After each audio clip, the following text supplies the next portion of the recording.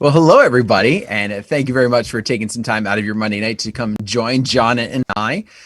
If you missed before this show, like I often talk about, some of the stuff that happens before this, but if you missed before this show, it was a very cool moment. John got into the chill room with a bunch of the guys, and they were all sharing their stories. They were sharing their stories of where they came from and how they got started. And we're not talking about the womb, but we're talking about DJing rather. And Yeah, it's a little too far back. We didn't go we didn't go quite that far back into their history. We just a little bit back, unless you're like, some of the ancient ones, and then it was like more than I am old. But with that being the case, tonight, John and I are going to have some fun, and we're going to be talking some. I guess we have to share our story. Yep, we're going to start with our story, and then we're going to get into some where we turn to, where we look for inspiration. So don't comment on the inspirations part right now, gang. We want to be sharing some of the where you find that, but we'll talk about that in just a couple of minutes. First, I didn't share kind of I'm kind of a Marvel person, so I didn't share my origin story any. So Dan and I will be sharing ours, and then we'll get into tonight's topic. So if you haven't had a chance to go out to youtube.com/discjockeynews, you'll find a link for to where we talked about our stories. And there's some fun stories there, and you get to know some of the folks who are in the DJ and TV chill room. Learn a little bit more about them. We had a nice crowd in there tonight. DJ and TV chill room is an open chat room. It's basically a Zoom meeting that is ongoing. And in the evenings, we have it kind of hosted, moderated, however. So it's a safe place to go in there and talk a little bit. Trolls get bounced out of the chill room, so they're not there. We have only had one real issue, which I happened to be there that night. But that's another story for another day. It's been a great spot for DJs to get to know each other, to share some things, be around other people who talk the same language we talk. So check it out, djntv.com/chill. Every time the meeting has to change, we change the address, so that address will stay the chill room. Okay. So, Dan. Yeah. How did you get started? I in that group there, I mentioned who I thought your story was going to be the most reminiscent to that was in the room earlier. So let's see. I must have missed that part. Oh, it was after the cameras or after we were off air. Oh, okay. So they all know whose story I think yours is going to be the most similar to. So let's see if I'm right. So mine started when I was 16. I got started working for a radio station. They had advertised that they were looking for high schoolers to come help them out. And really what they basically were looking for was free labor or trade labor. They wanted me to come help out at remotes, and in return, they would give me like CDs or movie tickets or whatever promotional item they had to hand out. Within a couple months, I became a mascot for the radio station. And then that led to one day seeing something on the bulletin board that they were looking for some people to be on air. So I got up the courage, went down to my boss, and I said, I want to learn how to be a DJ. And he said, all right, go over into the studio right now and you can learn. And that started my radio career. And then one point, I think towards the end of high school, maybe the beginning of college, one of the full-time DJs who was also an event DJ, mainly weddings, he was in a wedding and DJing the wedding at the same time. So he said, hey, I need you to come push some buttons for me while I'm doing the announcing and emceeing and hang out for the day. I'll give you a few bucks and call it a night. So great. That kind of got my bug a little bit into some private events. So I little by little built a system. And then I just started doing events. When I was in college, I was doing some of the school dances, for the college that I was going to, not like bar parties or anything like that, but like the official ones. And then the admissions counselor asked me to DJ her wedding. It was the first wedding I'd ever done. And so I said, okay. And that was a little scary and a little bit frightening, but she trusted me. And that kind of led into like just hit and miss. I was doing them. I wasn't really taking it too serious, but I was, somewhat. And then I got out of radio, and that was when I was like, I missed it. So yeah, in the chill room, when you were doing your thing, I kept hearing, you got the bug. You got the bug. I had gotten the bug, and I could not get away from it. I didn't want to get away from it to begin with. But my release from radio really catapulted the DJing side. So I was doing private events.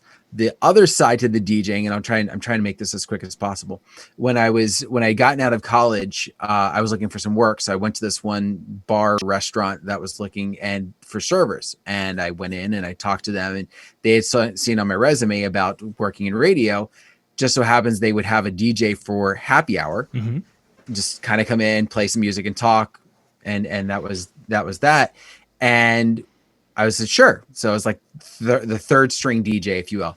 Within 2 weeks of being there, the first guy moved out of the area and the second string quit. And so I went from never mixing in any sort of capacity, just always press play, and that was all we did in radio, to being like the DJ and learning how to mix on CDs out of nowhere. And that kind of started that end of it. So give us a location and kind of a time frame of what years you would have been doing starting this up. So the radio stuff was in Williamsport, PA. So that was here local. The college stuff was in Johnson City, Tennessee. The first wedding was down in that area, kind of Robbie Britton's backyard. He often jokes. I ran into when we were talking one time. He's like, if I had met you then, you would have been a full-time DJ and you never would have done that teaching thing. So we kind of joked about that. But that was Tennessee, and so was the club. So the bar getting thrown into the bus, that was Johnson City, Tennessee. And then came back when I started taking it serious. So all that was early 90s or late 90s, I would say, early 2000s.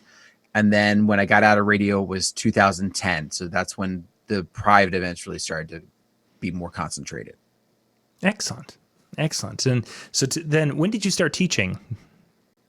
2008 is when I graduated from college and got my first teaching degree.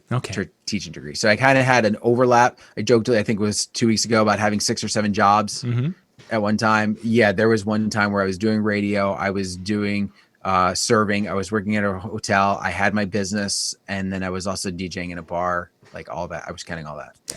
All at the same time. All at the same time. Where am I supposed to be right now? I don't know. I've lost my notebook. How they all work together at one time, I have no idea. But those little day planners we used to have, the day runner, nice. I think is what it was, is the one I had. That it's like, if it wasn't written down, it wasn't going to happen. Excellent. So my starts, we got to go back into the kind of the early 80s.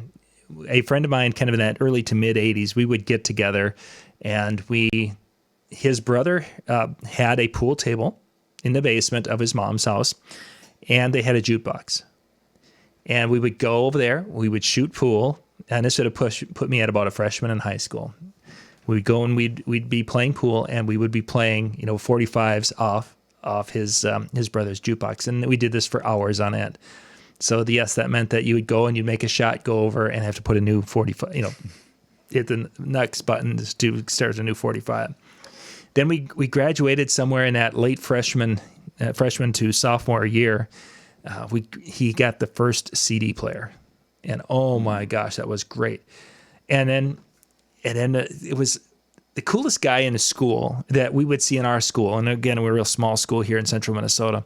The coolest guy was this guy who was a radio station. He was on the top 40 radio station at night. And then he would come and do our school dances. And my buddy and I were like, man, he's like the coolest guy we know. We love music. We've got better taste in music than he does. We can do this. No problem. So we went and took some of our speakers. We had in that early one we had cassettes. We had some Sony turntable. I think we only had one that we were using at the time, and then we had a couple of CDs, and then we were doing this with some home speakers. That very, very first one that we did was a high school dance we did for that small little school, and back. The way that they did their dances is they would do it in the gymnasium. They would shut the gymnasium down for 2 days, and they would go and run wires across, and then they would run streamers down from the top wire, and they would staple it into little 1x2s that they had tacked onto the floor, or however they attached it to the floor. There was a variety of different ways. So you end up with this area that was all cool with these streamers, and it made this little enclosed dance thing area. And boy, we thought we were the biggest things when we first started doing that. And the kids liked what we did because we didn't know it at the time. We were like a quarter of the price of what what the other guy was. We didn't know. We had no idea what to charge. You know, it's like, you're going to pay us too. I think if I remember, the discussion was, well, let's charge enough to get like 3 or 4 CDs out of the deal. CDs at the time were like $25 to go buy them. So that's what we did. A year and a half later, we came back and did a little bit larger dance, where we started renting gear, and we slowly kind of built that up as a little business where we were starting to go out and do things. But from that very first show to the time where we actually had a name, we put a name to our company, it was about 5 years, somewhere 4 to 5 years in that. And by then we'd finally purchased everything, because at that point in time in high school, I think once we left high school, we're like, yeah, we're going to be pretty much done. This was our thing to do in high school, and basically to meet girls, what have you. But when I got into college, and that's when I had a guy say, gosh, we're paying, kind of like Howie's story. They needed to make a cutback from a band to other entertainment that was cheaper. I had a situation where guys like, gosh, we're paying our entertainment, $500 a night for Fridays and Saturdays. If we could find something cheaper. And it's like, yeah, I'll come and do it for like $200 a night. And he's like, oh my gosh, that would be less than half of what we're paying. We'll sign a contract to do this for like a year. Yeah, I'm going to go buy gear. We went out and we bought gear. We had probably $3,000 into it. And just as we were about ready to go and say, okay, let's do a contract, the guy lost his job, and we were without that. So into the bars we went, led to weddings, led to, where we went from 1 show to 2 shows to splitting. And he had, I think, 3 or 4 at one time in his area. And we had moved up to about 16 shows at our peak here in central Minnesota. So it all started because we wanted to be the cool guy. So now I'm curious. Whose story did you think mine was going to be most like, and was it? Scott was the one who came from the radio side of it, and there was going to be some similarities to the radio, and him kind of going back and forth a little bit, and there was some similarities to that in what you were doing, with how you. But then there's some nuances to your story where, you're in college and they're like, hey, you've never done a wedding before. You'd be great. I don't know what. You gotta realize it was a small college that I went to. So my high school that I went to was twice the size of the college I went to, counting everybody. So she had seen me at like the college dances, and probably you saw that you just didn't have dead air, and it's like at that time that would have been like a huge improvement over a lot of the DJs that were out there. Yeah. Whereas now there's just a different level of expectation. So yeah, no Mickey with headphones. Oh, your shirt. Yeah, they were thinking it's a Wu-Tang. It's Mickey with headphones. Excellent. So let's jump into tonight's topic. Talking about inspiration, and the reason, Dan, I wanted to kind of jump into this or hit this tonight is as we're going forward. Last week, we did the show. We talked a little bit about the, somewhat on the origin, but really some of the things that developed that love and that passion.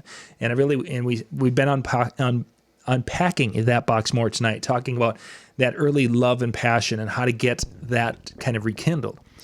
And I want to now kind of bridge into the inspiration, whether it's the inspiration of how to rekindle that passion for what you do, or the bug, to bring that bug we caught back, or even how a person is looking for maybe some inspiration into other areas of your life today that might have evolved and such. So if you're in a chat room, share some of the things that you are doing that lift you up, that inspire you to and maybe it's just something that inspires you to keep moving forward. Or maybe it's something that inspires you to go from here to here. Maybe it's a place you go where you're getting a daily affirmation or something positive. Really what I want to do is put these things out there. So somebody might say, hey, you know what?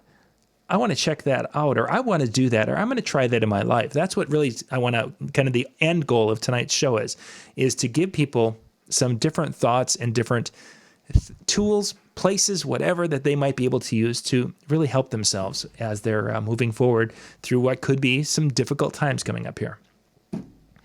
So Dan, inspiration. where do you find that? What inspires you?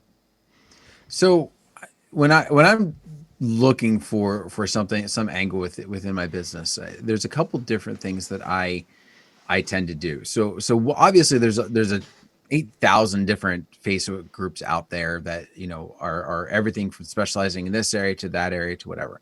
So one of the things that I start to do is I look at some of the groups, not the typical ones that there's 12 questions posted every second, but more of the specialized ones, so that I can kind of see what they're doing and see where they're going. Um, so for example, when I want to do something a little bit more creative for lighting, or I want to do something a little bit more creative with monograms, I look in those specific groups to kind of get an idea. Oh, how are they using that? What colors are they using? Um, Especially, I've noticed my area tends to be a little bit behind Mm-hmm. some of the other ones as far as like color palettes and stuff like that. So when somebody posts something, or I see a color scheme that keeps popping up a bunch of times, I know that is either right there on the cusp, or going to be coming very soon. So I start to kind of prepare that and look for ways to be able to emulate that within my own business. Um, when I'm looking just to kind of, I don't know what I'm looking for. You know what I mean? It's like, I don't know. I know I want to do something different. I Mm-hmm. know I feel like I need to do something different with what I have. I follow a lot of DJs, some through Facebook, but I've gotten away from like liking their fan pages, just out of kind of courtesy of not messing with their algorithms as much. And I'll do more of Instagram. One, Sure. because it seems like everybody and their brother's like, hey, follow me on Instagram. Okay. You don't care about your algorithm. If it messes up, fine, follow you. I will. So I follow that because they're posting. And so sometimes what I end up seeing is ideas that I never even thought of. So one of the things I've been kind of a kick on for a little bit has been DJ furniture. Hmm. Right. Right. I want to do something different. I don't like my case. I don't like the fact that the weight that it carries. I don't like trying to pick it up and move it. I don't like I'm not wild about the way it looks. I don't like having to use a facade if I want to hide it, like all those little details. Mm-hmm. So lately have been really focusing on checking out different DJ furniture. First off, trying to find where can I buy different looks. Okay. And who's making them to sell. And then what I'm finding more often than not lately has been the ones that I like the best, the ones that I think look the best, are actually ones that are being handmade. Mm-hmm. Oh, okay. And oh, you've got a video on how you made your booth. Perfect. Click. Let's follow that. Let's go check that out. And so I've been using a lot of that angle to look for some of that inspiration.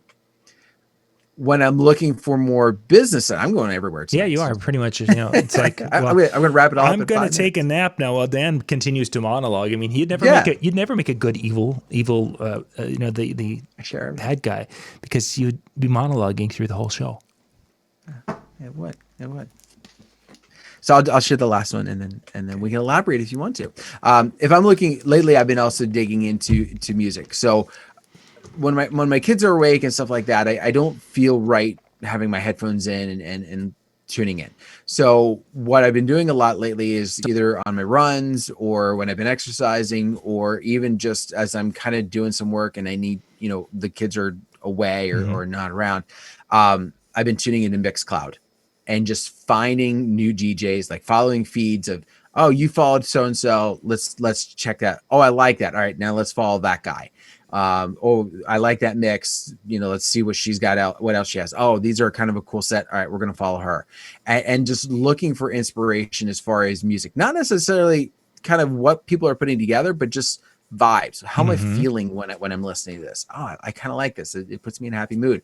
All right, this might be something I bring back or I throw in. So I've been digging into that to kind of get that inspiration for mixing again, especially during everything where I'm not using my live shows to really do this. I've got a great opportunity because everybody was streaming, so they were posting new stuff all the time. Sure.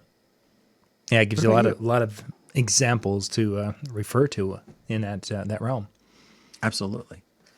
So that's where my inspiration comes from. Is a lot of this here, there, kind of random. Yeah, What you about are you? all over the board. I am. Yeah, pretty much. which is weird because in a lot of other aspects, I'm not. It's Yeah, like, you're almost OCD in some areas, but not here. just a little. It's like, ooh, sprinkler. Well, and I think for a lot of it is, it depends upon what I'm looking for inspiration for. So Mm-hmm. if there's a specific area I'm looking for, then I really hone in. Like when I do research on something, it drives my wife nuts because I will just focus on something specific and I will research the crap out of it, whether it's in personal life or home or whether it's the DJ or everything else. I mean, right now I'm trying to redo my ceremony system again. That's like I'm drawing blueprints, like trying to figure out how I'm going to redo it. So like I research it like crazy. But when I don't know what I don't know, or I don't know what I really want to focus on, I just kind of reach for everywhere because there's so many areas that I feel I'm not versed in that I've kind of got to pull from everybody till I find what I like. I get that. So let's you like the research side of you. Let's dig into that just a little bit. Now this is going Yeah. to be a little off topic, but you guys we can follow along. When Let's have we say- ever stayed on topic? Let's say the Carpenter family wants to buy a new vehicle. Yeah. Now, you know that you're going to want to buy a SUV van, whatever it is. What is the process that Dan Carpenter goes through to be able to identify? Let's say you guys decide you want to buy a minivan. What's the process that you would go through, and how long does it take from the time you start to the time you pull the trigger? Money's off the table. Let's say you had the money to buy it and you could pay cash for it, whatever. So money's not an issue, but to get from the point of researching to know what you, and then to actually buy it. Depends on what's all on my plate at the time. But what I start out by doing is I start out by looking. I will pull up multiple dealerships and their sites to see what's there because I know I might want to buy a minivan, but I don't know, do I want this brand, do I want that brand, or who makes what style and whatever. So I start looking at the body styles and that kind of thing. And then I will flip over to Google and I will say, all right, show me the top 10 minivans from 2020. All right. And so then, and then you'll get like 10 different sites and they all have different ones listing their top 5, but they usually have pros and cons. All right. And that's where I start looking at a little bit more deeper. I start looking at the pros and the cons and I start going, okay, that's a pro I like. That's a con I could live with. And I start narrowing it down. And so I'll narrow it down to maybe 3 or 4. And then I'll go back to the dealerships and I'll say, okay, who's got it for what price? All right. And I might have the money in the bank, but I'm also a very cheap guy in a lot of aspects. I like to use the word frugal. My wife likes to call it cheap. But with that being said, I've got to see that value. So even though it might be the number one pick and it might be awesome in a lot of aspects, if it's, $5,000 more, I'm just hypothetically picking a number. If it's $5,000 more than the other ones, it still might be in the running, but it's not as much in the running as if they were the same price. And so you said timeline. I mean, it depends. I've known to gone back and forth with the dealership. So when I bought the SUV that I had it narrowed down to 3. Mm-hmm. It was between a Honda Pilot, Toyota Highlander, and a Hyundai Santa Fe, I think is what I had it down to. And I went to the dealership probably 5 times because initially I was really thinking I was going to buy one. And then like they had other ones coming in. So I was like, okay, well, maybe I'll try this, or do I want to go used? Mm-hmm. Oh, well, they didn't really have the used ones on the market and the new ones were coming out, but like the local dealership, because we're a smaller area, didn't have it yet. So I could order it or I could wait. Like it was all that. So it was probably like, it was 4 or 5 trips. It was probably a 3-month process from the beginning to when I finally said, all right, I'm going to do it. And the reason I wanted to head this way a little bit is that this is an interesting area because Lori and I are completely different when it comes to this. We're in a market for the van, let's say. For her, it's the thrill of the hunt. It's the researching, it's the looking at, it's the digging into the website to find out those pros and cons. And we're going to look for 45 different websites that have all those pros and cons. And we're going to lay those all out. Then we're going to look and see what we can find here, look and see what we can find here. And then we're going to try to find the best deal. And it's the thrill of the hunt for her.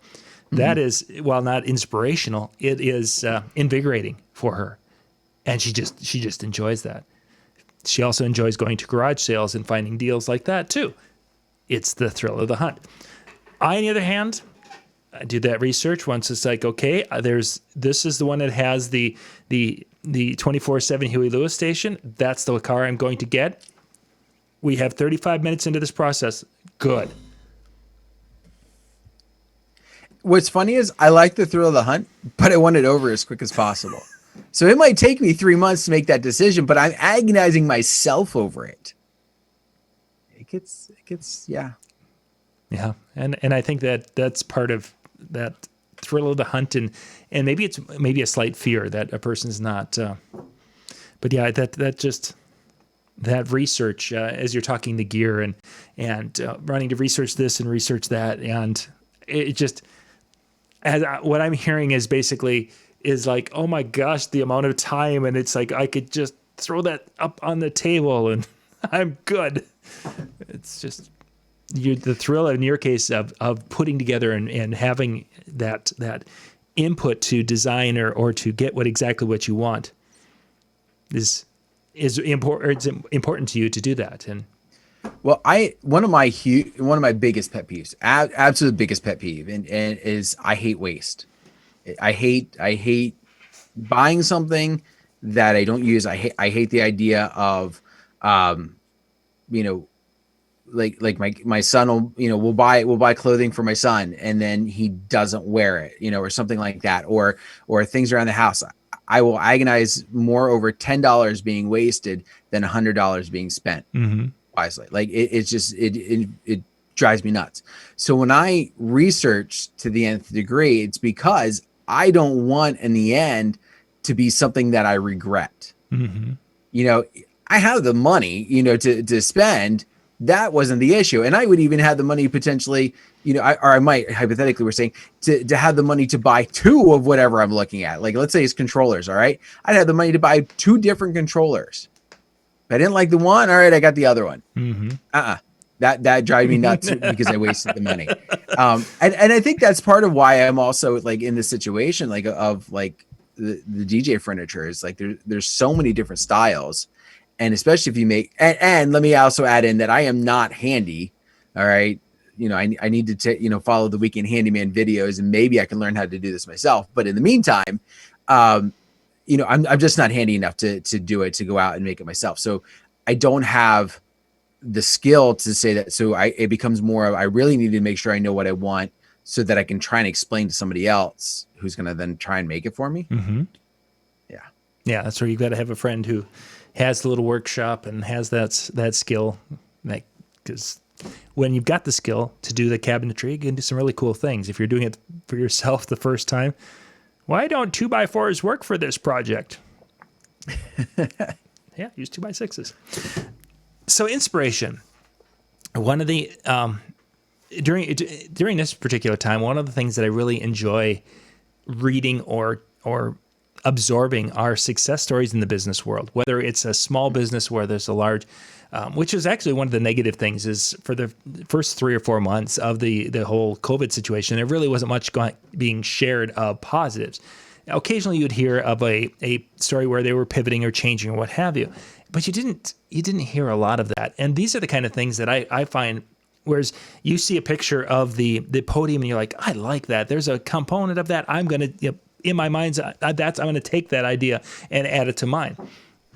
In that business realm, when you're reading how a little local brewery has changed what they're doing and now are doing something different, or a restaurant, how they were doing this, or these kitchens now where it's a community type kitchen where there's 5 or 6 different to-go businesses working out of the same kitchen. Just reading the stories and seeing the creativity that people have in their jobs or businesses and how they've been able to take an idea, modify the idea and then to make it something more profitable at this particular time in history. That's stuff that I really get into, because there's ideas that you can sometimes glean from that and take that, similar to the podium, take that one little idea and file it away. I mean, I've got on Apple, they have notes, and I have got probably 35 or 40 different notes of something that just caught my eye. It's like, oh, copy that, paste that. And I sometimes have gone through and looked at some of them and thought, what was I thinking? That was the stupidest thing ever. And occasionally there's like, oh my gosh, that's a great idea.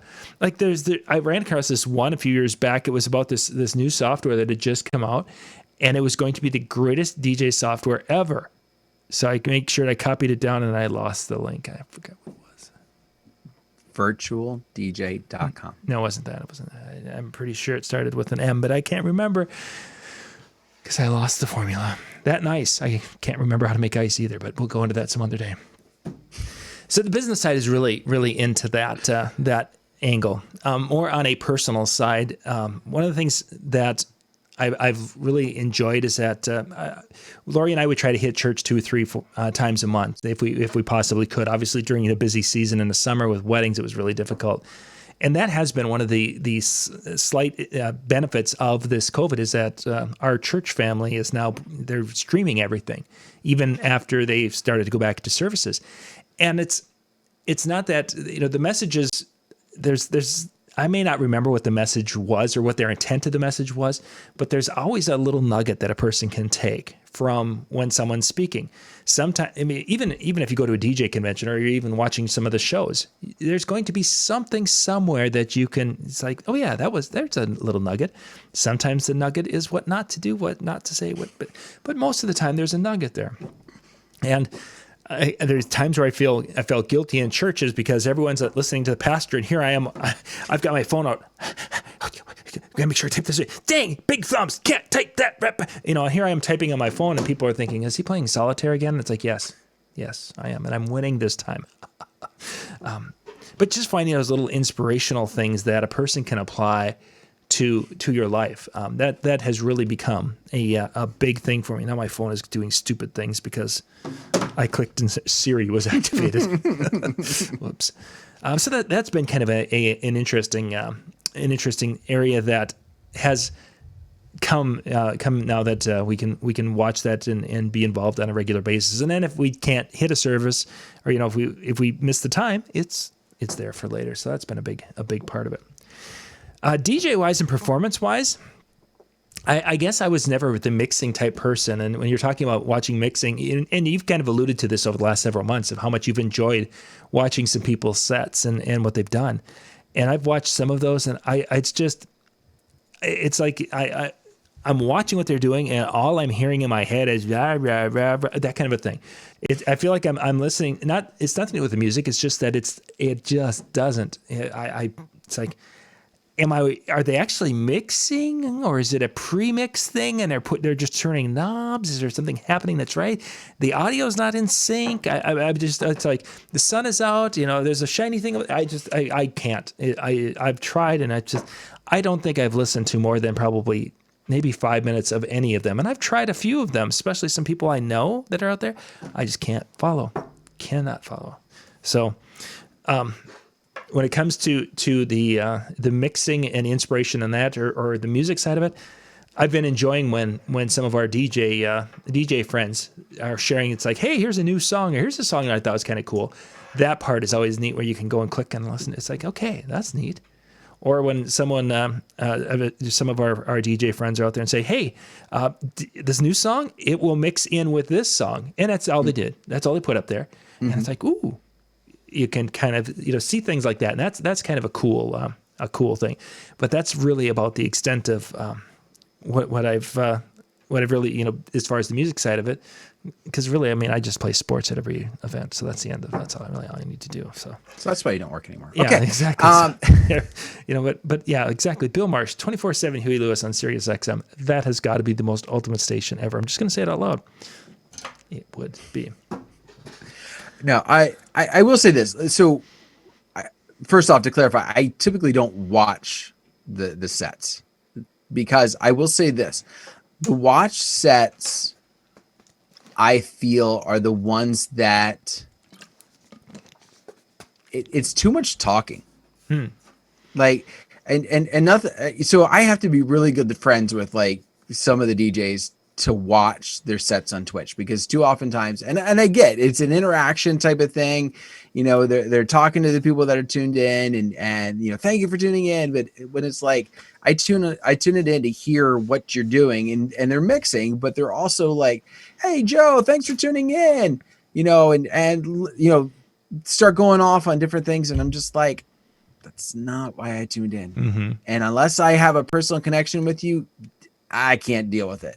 And so the thing that I like about the Mixcloud ones is they're pre-recorded, they're put up.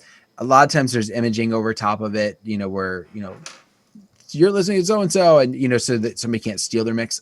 Fine. No problem with that. But I enjoy it because it's just, I can have it in the background. I can do what I'm doing. Mm-hmm. But I will also say I'm the type of person who, if I, you know, I go to hop in the shower or something like that, I will grab my Alexa device and I will say, hey, turn it on Spin Cycle on iHeartRadio. And I will listen to mix shows like as long as I can have a device that will play it. That's usually what I tune Sure. to. So sometimes for Interesting. information, sometimes just for fun. Let's see. Day mentioned something early, and John, I just apologize. I didn't get, but I wanted to dig into that one more, so that's why we didn't bring it up when you had posted it. I want to try to get back to that.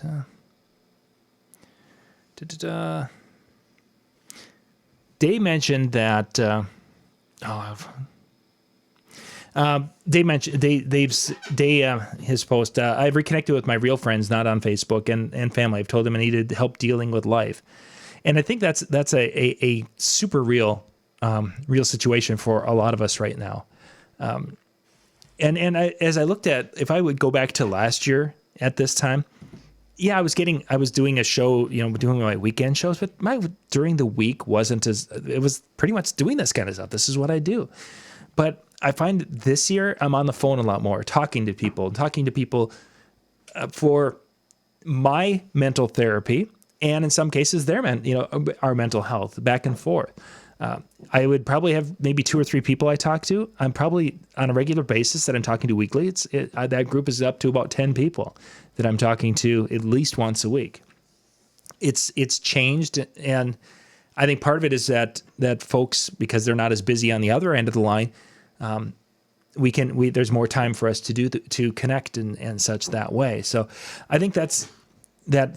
Reconnecting with the friends, and sometimes it's great if we can do it via face-to-face, but we probably can't do that. And just, you know, being a phone call away has been a huge help, especially on some days when you've just had a really crummy day, and you know, things are going. You know, last week was a tough week around here, and just to be able to go and talk to someone who, yeah, they know the industry, and yeah, I could complain about DJ things to them, and they would be like, yeah, I get it, man, I'm there with you. But there's times where having a friend that you can go off and not talk DJ at all, and share some of those things in life, and just getting that weight out of your shoulders just really helps tremendously. So hopefully you guys have all got someone out there like that you can have those conversations with, because it's maybe not so much inspirational, but until you can get that weight off your shoulders, there isn't any amount of inspiration that's going to be able to touch your heart with all that weight that seems to be crashing down at times. So having that where you can, in the chill room, and share with some of your brothers and sisters in the industry, or talk to somebody, is hugely important. And a lot of times it's good. First off, besides being therapeutic, you know, you get it off your shoulders. You get a chance to just kind of breathe for a moment. It can be a lot of help too. This was something that I'm not as good about this as I should be. But every once in a while I would get in a habit. There was probably about 4 or 5 people that I didn't really talk to often. I mean, I would consider them friends. Like, we would get together, we could talk, we hang out, you know, that kind of stuff. Great. But if I didn't see them, I really wasn't talking to them. I would send them a text just to say, hey, how you doing? Right. You know, just checking it, you know, because when you talk shop, when you talk DJ, and nobody was DJing other than streaming, it was very easy to just kind of get depressed because you go into that, well, I don't have any gigs, or my gig got canceled again this weekend. And while you want to help them with that, it's more of just kind of their mental state, like, how you doing? Like, I've been thinking about you. Like, what's going on just totally sucks. So how are you doing? I don't care about your business. Well, I do, but I don't care about it for the second. I care about you. Mm-hmm. And reaching out in those moments is so helpful, and it can be helpful for yourself just to do that, because one, not only have you helped them, but they know you care, and so they are more likely to care about you too, going forward. And at reaching out with the, how are you doing, is from a lot of us who don't want to look weak, don't want to admit we're struggling. Hey, John, how are you going? Yeah, it's going okay. It's going good. And it's that where you've got that relationship and that friendship built, where they can basically say, so, okay, really? How, or maybe asking specific questions about, tell me what's going on here, that, knowing that the okay or the good or the great that you're getting isn't the real story, that there's an underlying story that needs to come out, but we don't want to, people, we like to cover up, and we like to hold those things and keep it inside and ignore it. And that can be dangerous. It can be really dangerous in stressful times. Mm-hmm. Absolutely. Yeah, Brian, I did see that you had mentioned the Huey Lewis thing towards the top of the chat. But, of the two comments that Bill had put there, that one I'm sure was the one that Dan was referring to, was the one that won the internet, was the Huey Lewis comment. So really, to a point, you both won the internet as far as I'm concerned. Except for I posted he won the internet before he made the Huey Lewis comment. You did. So it couldn't have been that. It That's, had to be the binge watching the DJ and TV videos. Yeah, that is, yeah. Somehow Dan managed to bend time and space and put his comment before. I don't know Just how like he did this it. show.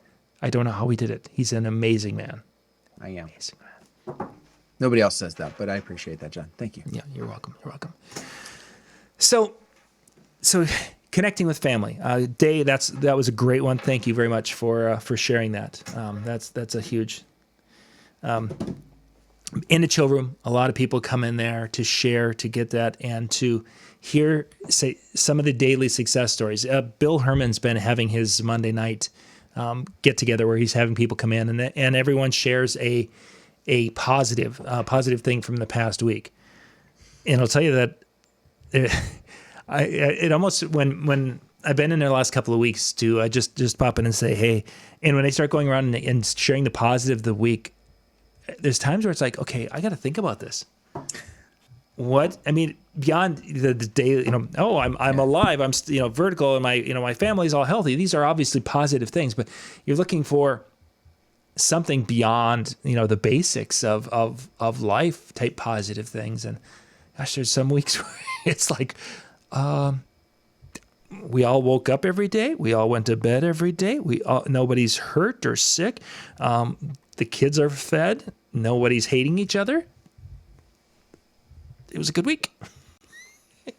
The kids aren't squabbling too terribly much. It was a win. So, but that idea of getting together and sharing and sharing the good stuff, and then they share some of the struggles also. So it's not like it's all just rosy and sunshiny, but things like that are so important to be able to share and then find inspiration from the success of others or the positive things of others. Well, it can change your mindset, because, if all you ever hear is doom and gloom, whether it's TV, whether it's radio, whether it's in front of you, whether it's surrounding you with the people that you're around, whatever happens to be the case, if all you're hearing is doom and gloom, you start to believe that the sky is falling. Mm-hmm.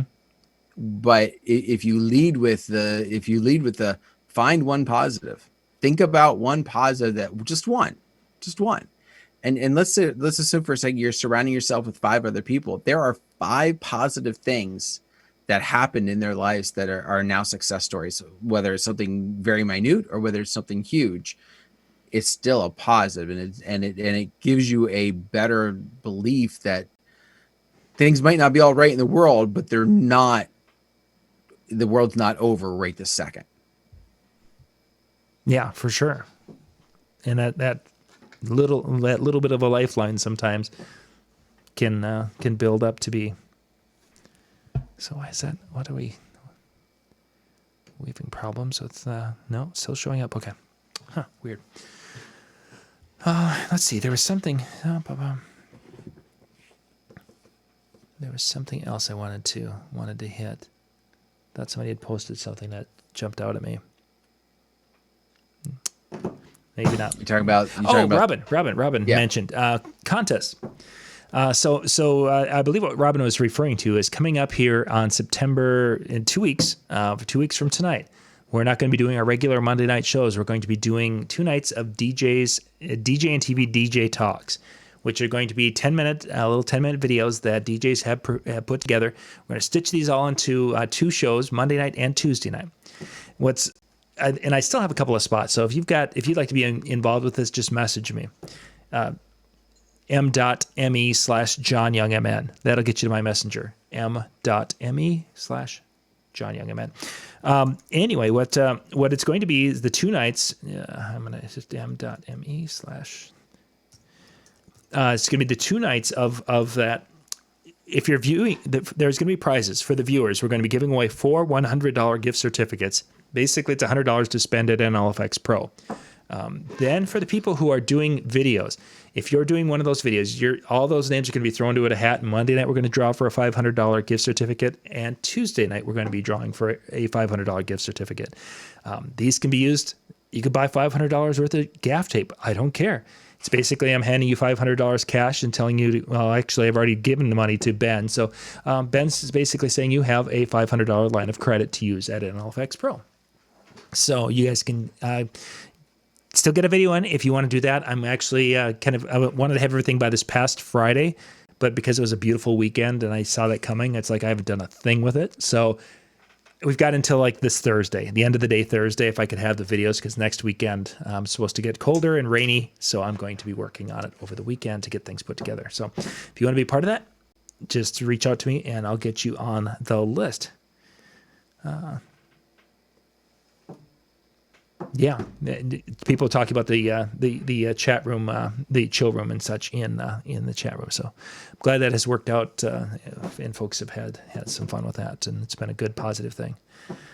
So yeah, that'll be in September. Then October we'll be talking about later the virtual expo in October. We've got some prizes lined up for that one also, but we're going to get through the first one and announce most of the virtual expo.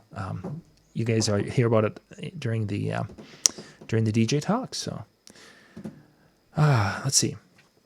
And then tomorrow night, Ben Stowe, we're gonna dig into a little bit about the prep work behind getting ready to do the sound reinforcement for a large a national recording artist who comes into town. What Ben has to do to get ready for said thing, and how, what the checklist look like, and all the different pre-leaving the shop type thing, or maybe taking it all the way through, depending upon our time, of what it takes to get the point before the lights go on and the crowd cheers type of thing. So we're going to talk a little bit about the before, getting ready to do that, and then I want to tomorrow with Jay and Brian, we're going to talk a little bit about going above to create that special moment for a client. Sometimes our events are very similar and it's just a little modifications, just the way it is, and it's really we're doing what we're doing. But then there's occasionally some clients that have wanted us to go above and beyond. We're going to share some stories tomorrow night with Jay and Brian on those times when someone has wanted this thing that was way out in left field and what it took to do that. And I know those guys have done things like that, and some of you have done some things like that. So we're going to talk about those in tomorrow's second show.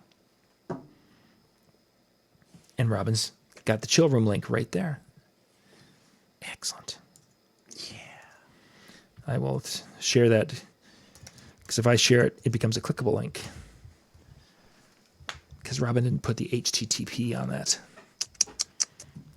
But then again, maybe unfortunately, she might even, I don't know if she can share. Yeah, she should be able to share a link like that. Yeah, she can. Yeah. Oh, and it went to Facebook too, so everyone's got that link. Chill room is open. Jump in there after the show. Awesome. Well, on that note, as we always like to wrap it up by saying thank you for taking your time to join us on this Monday night.